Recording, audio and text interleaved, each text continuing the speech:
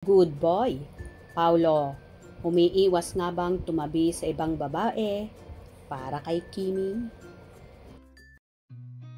I've seen a lot of change, been through a lot of pain. Some things are not the same as they were a year ago, but all will be okay. I move on each and every day. The past.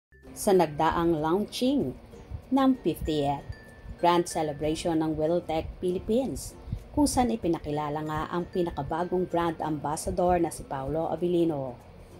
Halos lahat nga ng mga mata ng tao at ng mga karamihan sa naturang brand na yon ay nakatutok sa aktor. Kahit ang matagal na mga endorser nito na si Alden Richards ay nakisaya din at nakaselebrate sa naturang events na yon. Samantala, napansin ng marami na tila iwas na iwas ang aktor na tumabi sa mga girl lalo doon. Meron din kasi na mga ambassador ng naturang motor company na yon ay mga babae kung saan kitang-kita sa stage ang pag-iwas niya sa mga girls at bagkos. Sa mga lalaki, nakihalubilo si Paulo.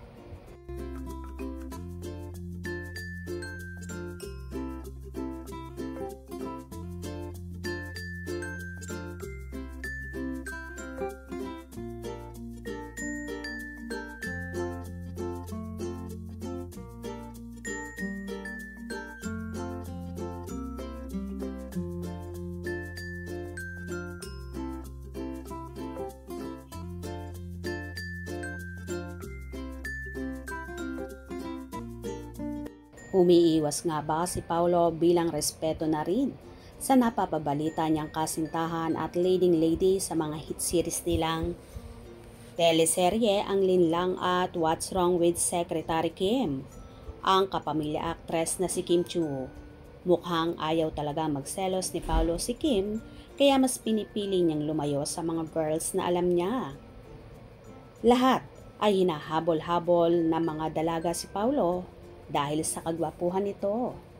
Iba talaga ang karisma ni Kim kung kaya ayaw na ayaw niyang mababahiran ng kung anong relasyon nila. Kaya nga ingat na ingat ang aktor sa kilos at galaw niya, lalo pa kapag hindi niya kasama ang Chinita Princess. Para sa akin, tama lang naman ang ginagawa ni Paulo na umiwas na lang sa mga girls para wala na silang pag-aawayan pa ni Kimi at nang hindi na magselos ang dalaga. Hope you enjoyed.